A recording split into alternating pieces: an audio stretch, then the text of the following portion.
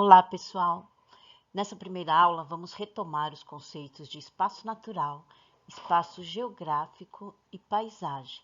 São conceitos necessários para iniciar as atividades da apostila Trilhas de Aprendizagem que vocês vão receber.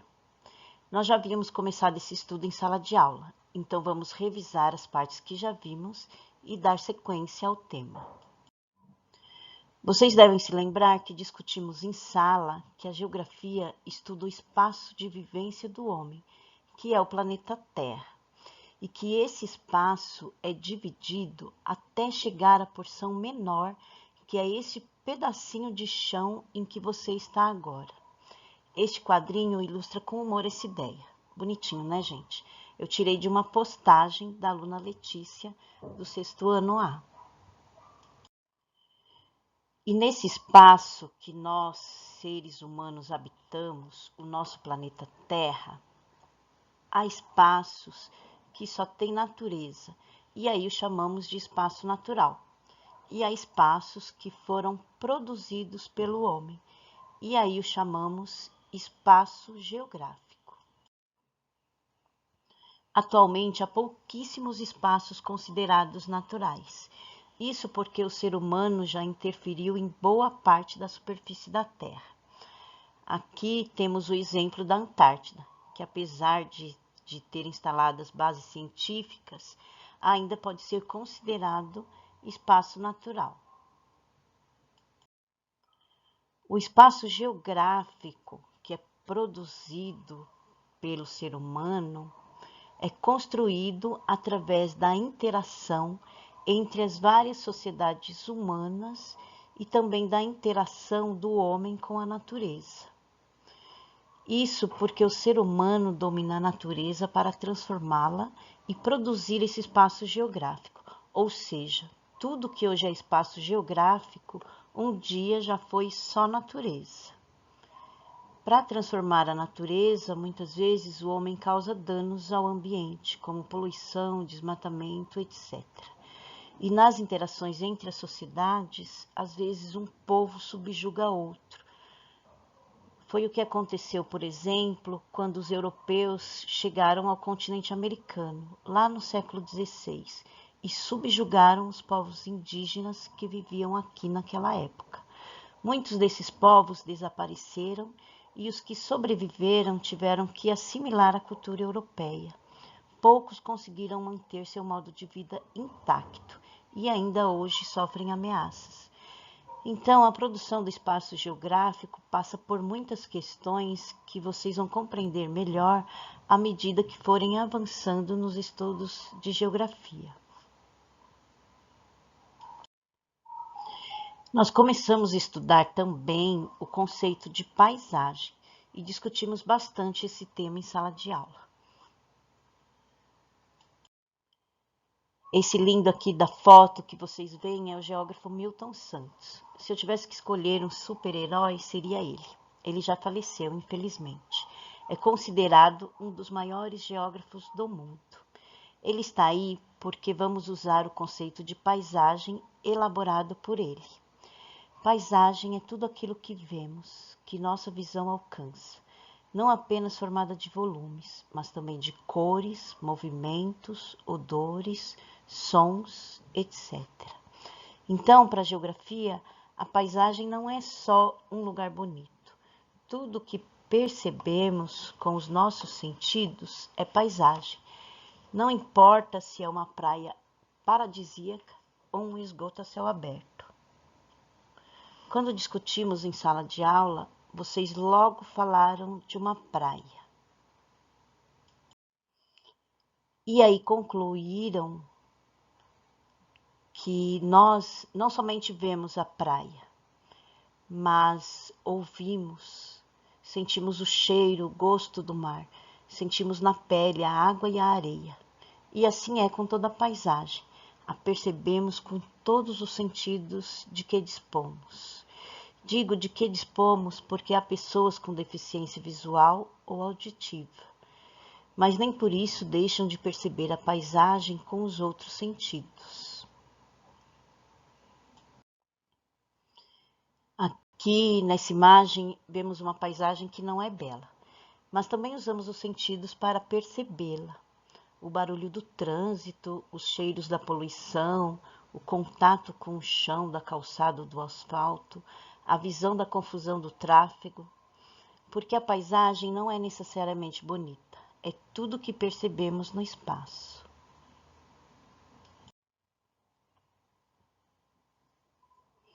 As paisagens podem ser naturais, quando predominam, ou seja, quando tem mais elementos da natureza.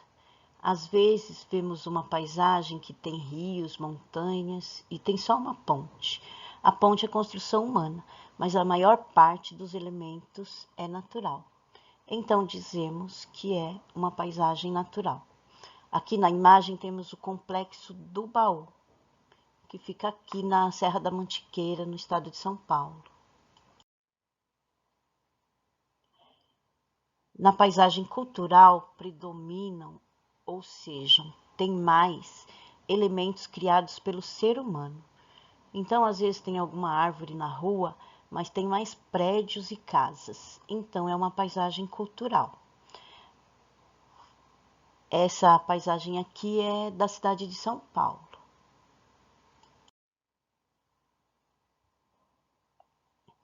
As paisagens estão em constante transformação. E essas transformações são causadas por forças naturais, como a chuva, o vento, o terremoto, etc. Ou por forças sociais, pela ação humana. As forças da natureza podem agir lentamente, em processos que demoram milhões de anos, ou rapidamente, de forma brusca, como num terremoto, por exemplo. Nessa imagem aqui, vemos o Grand Canyon, que é um conjunto de formações rochosas lá do estado do Arizona, nos Estados Unidos. Ele começou a ser formado há milhões de anos pela ação do rio Colorado. Lá embaixo, entre essas gigantescas rochas, tem um riozinho humilde, o Colorado, e foi ele que foi esculpindo essas rochas. Então, antes era um terreno só, inteiro, e as águas do Colorado foram desgastando as rochas até que formasse esse monumento da natureza. Uma transformação lenta que demorou milhões de anos e ainda não terminou. Mas as transformações podem ser abruptas, bruscas, como vemos nessa erupção vulcânica. Essa da imagem aconteceu há poucos dias, no dia 11 de abril de 2020, na Indonésia. Esse é o vulcão Anak Krakatoa. As forças humanas sociais que transformam a paisagem podem ser aquelas concretas, visíveis, como quando os pedreiros vão construindo uma casa, mas também são resultado de forças invisíveis, como questões culturais, conflitos sociais, as decisões políticas. Isso tudo também forma a paisagem cultural. Nessa imagem, nós temos o exemplo da mineração na Amazônia. Então, a preservação ou não da mata amazônica depende de decisões políticas, dos conflitos existentes ali na Amazônia, essas forças invisíveis que existem e que fazem com que uma paisagem se concretize. Aqui nessa imagem nós temos a representação de um conflito entre fazendeiros, latifundiários. Os latifundiários, eles são donos de uma imensidão de terras, às vezes do tamanho de um país. E aí é um conflito entre esses latifundiários e os indígenas. E também mostra as paisagens quando o conflito é favorável ao latifundiário ou quando ele foi favorável ao indígena. Então, se os povos indígenas ganham essa disputa, a gente tem aqui a aldeia indígena, que é a paisagem que se formou. E se os latifundiários ganham a disputa, a gente tem aqui a paisagem do agronegócio, de uma plantação imensa. Então é isso. Aqui na cidade de São Paulo temos um conflito em andamento entre os índios Guarani, que vivem no Pico do Jaraguá, e a construtora Tenda, que quer construir um condomínio nos arredores, destruindo a mata que tem lá. Gente, quando eu digo conflito, nem sempre é um conflito armado. Nesse caso, por exemplo, os índios fazem manifestações, protestos e lutam na justiça para preservar a área. Então, dependendo de quem ganhar essa disputa, a paisagem será um parque ou um condomínio.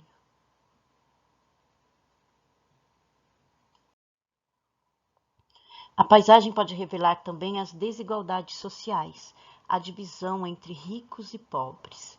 Aqui vemos um exemplo claro dessa divisão. Lado a lado, um condomínio de luxo no Morumbi e a favela de Paraisópolis. Também fruto das decisões políticas, da economia, do embate social.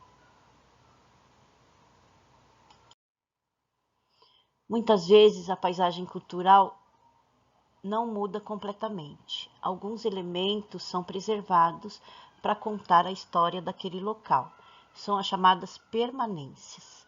Aí temos a foto da Estação da Luz no ano de 1900 e uma foto atual, que mostra que, embora o entorno da estação tenha mudado, a construção permanece praticamente como era em 1900.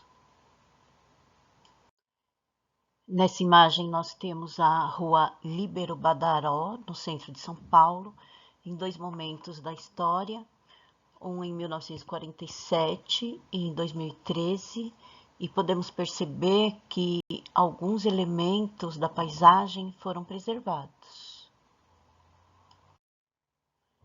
Aqui nós vemos a parte interna da Estação da Luz, uma dos anos 50 e a outra dos dias atuais. E percebemos que os trens mudaram bastante, mas que a construção preserva a maior parte dos elementos daquela época. A Avenida Paulista, que mudou bastante. Aqui o Viaduto do Chá em 1908 e o Viaduto do Chá nos dias atuais. Vocês percebem que algumas construções foram preservadas. Algumas paisagens urbanas, culturais, mudam completamente.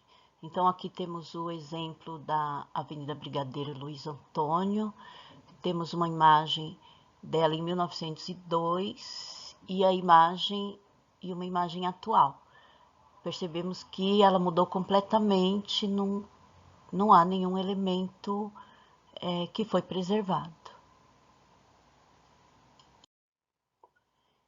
Então, quando fazemos uma leitura de paisagem, temos que levar em conta tudo isso. Não só avaliar o que está visível, o que percebemos com os nossos sentidos, mas entender todo o processo que fez a paisagem tornar-se concreta. Encerramos aqui por hora. Na próxima aula vamos estudar uma paisagem específica que visitamos no início do ano, que é o aterro da Zona Leste. E também vamos estudar as paisagens que temos hoje em decorrência do isolamento causado pela Covid-19. Tá bom? Até mais.